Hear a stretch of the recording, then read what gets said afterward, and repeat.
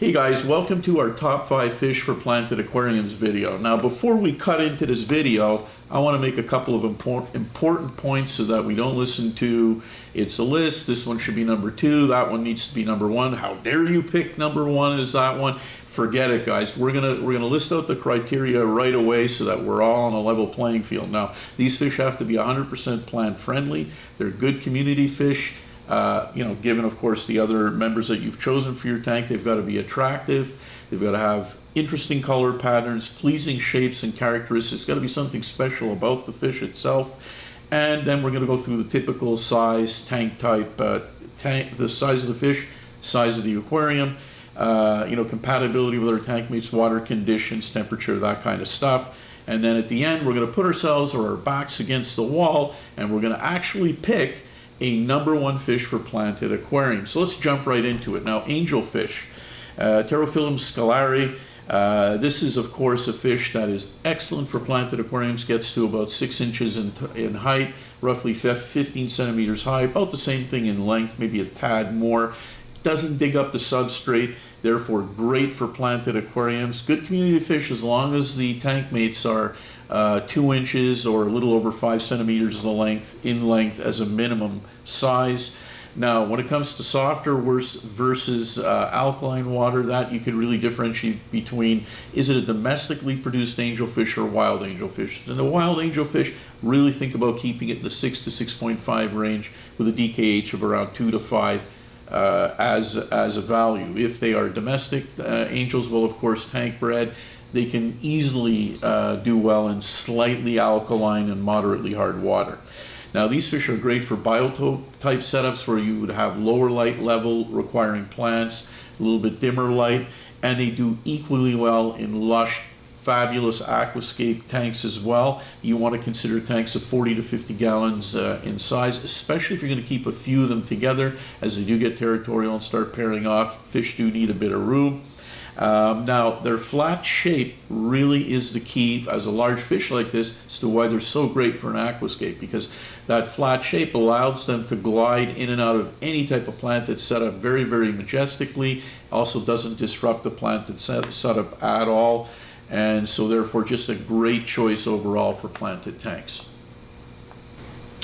Next up guys, the SP's rasbora or the Trigonostigma SP. Now this is another classic fish for a planted aquarium. Gets to about an inch, inch and a quarter in length, somewhere around 25 to 30 millimeters. Good community fish as long as you keep it with obviously with other peaceful smaller species.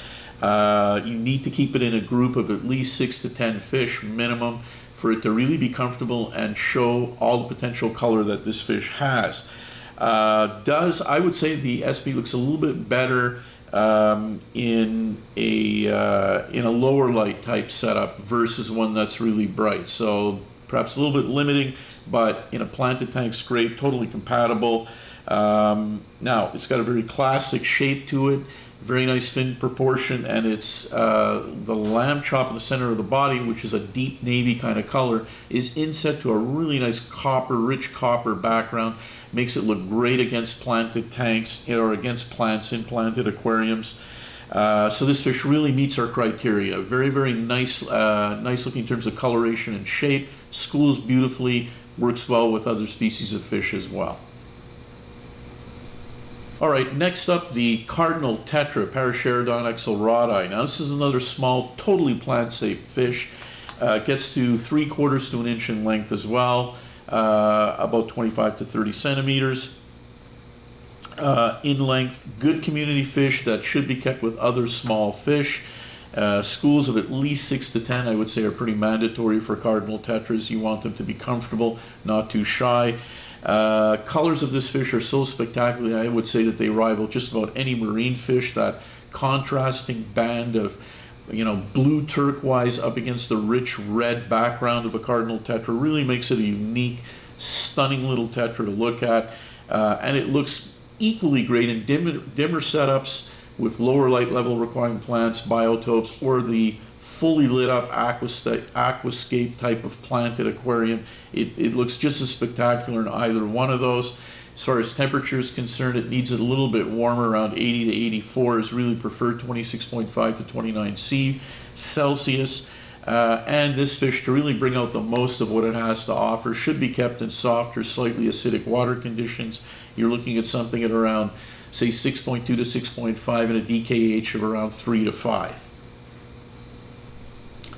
All right, guys, next up is the pearl grammy, or the Trichopodus leary. Now, this stunning anabantid really prefers planted aquariums. In fact, it's the type of tank you should be keeping a pearl grammy in.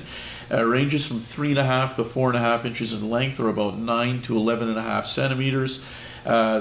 This does get to be a fairly chunky grammy. It's not a small one, so you need really a minimum 30-gallon tank for this type of fish. It is a peaceful, good community-oriented fish, but you want to avoid any faster-moving species with it. It does have a lot of trailing finnage, especially the males, so you want to avoid anything that could nip its fins or get it a little bit upset. Coloration is spectacular, especially on adult males. They have a deep orange-red chest, which kind of bleeds right into a very thick anal fin. And then if you've got those beautiful trailing edges to the anal fin as well, makes it a very showy fish. It's got a very relaxed kind of comportment about it. It really is a gorgeous centerpiece for planted aquariums.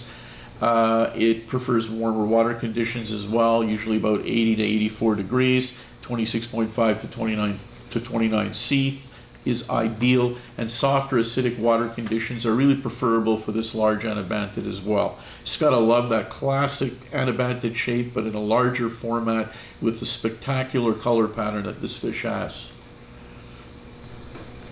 Okay, last up, the Endler's guppy. Now, Posilia wingi. It's a very interesting small live bear. As a matter of fact, 1 to 1.5 inches in length. For the females, they get a little bit bigger. The males are really inch or maybe a little bit less.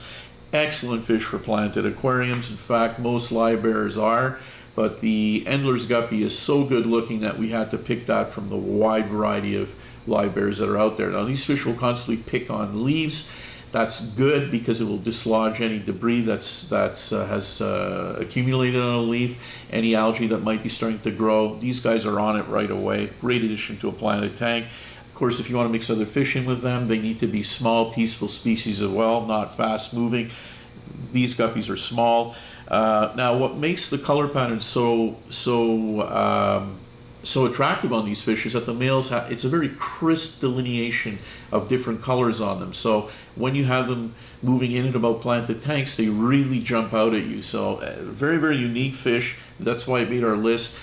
Beautiful, really stands out well. A great fish for planted tanks. Water chemistry for these guys is a little bit on the alkaline side.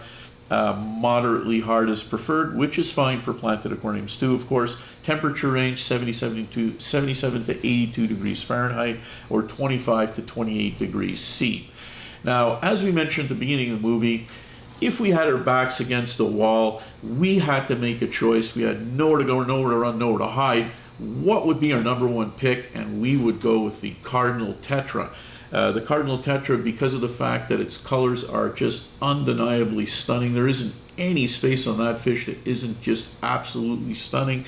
And the fact that it's peaceful, schools beautifully, and it looks great under any lighting condition. We had to pick it as #1. 30 to 40 of these guys in a lush planted aquascape tank's really impossible to beat. Now, what do you want to list as your #1 fish? Please let us know. Comment below. Leave us a like. It's been a pleasure. Take care, guys. See you next time.